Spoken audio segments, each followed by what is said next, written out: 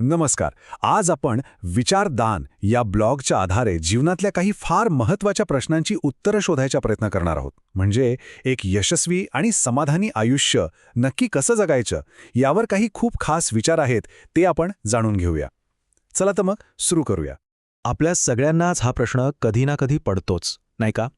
Career, आपली नाती आणि त्यात स्वतःसाठी वेळ, या सगळ्यामध्ये तो बॅलन्स कसा साधायचा? मला वाटतं या चर्चेतून आपल्याला नक्कीच काहीतरी उत्तरं सापडतील.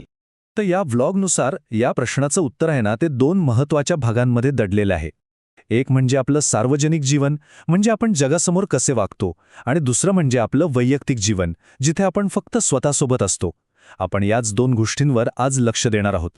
चला तर मग सुरुवात करूया पहिल्या भागापासून. आपलं सार्वजनिक जीवन म्हणजे बाहेरच्या जगात वावरताना, आपलं ध्येय गाठताना कोणती सूत्र लक्षात ठेवली पाहिजेत हे आता पाहूया. सार्वजनिक जीवनात यशस्वी होण्यासाठी हे 3 खूप सोपे पण तितकेच महत्त्वाचे टप्पे आहेत. सगळ्यात पहिलं, आपलं ध्येय काय आहे हे पक्क ठरवा.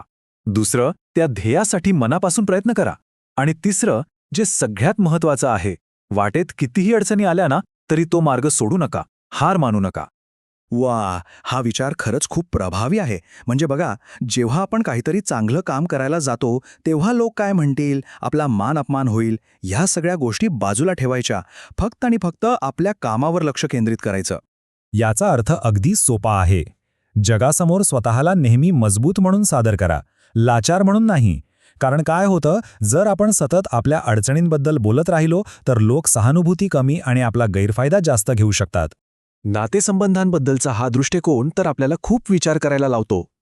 कधीकधी असं होतं की ज्यांना आपण खूप जवळचं समजतो तेच आपल्याला धोका देतात, आणि ज्यांना आपण शत्रू मानतो तेच अचानक मदतीला येतात.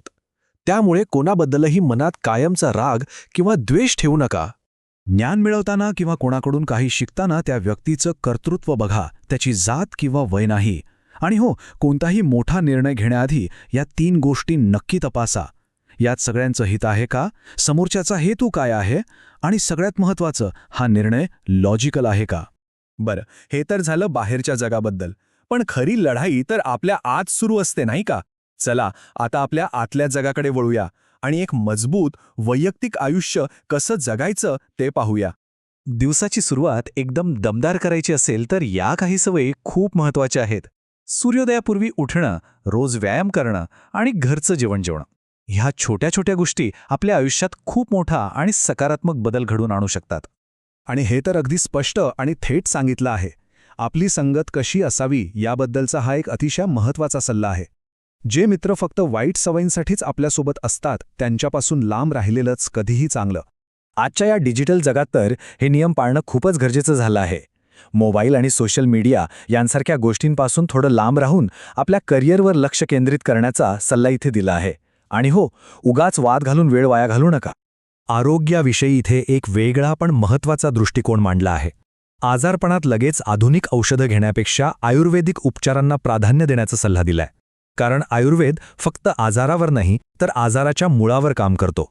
आणि वैयक्तिक शिस्तीचा शेवट करताना शारीरिक आणि मानसिक आरोग्यासाठी काही सोपे नियम दिले आहेत.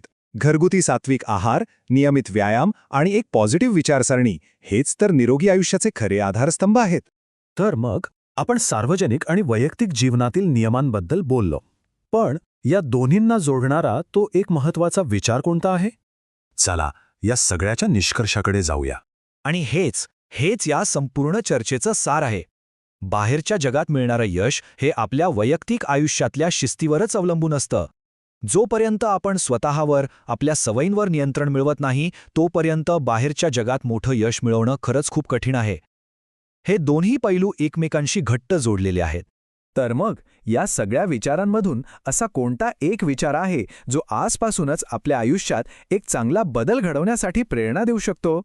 यावर नक्कीच विचार करायला हवा.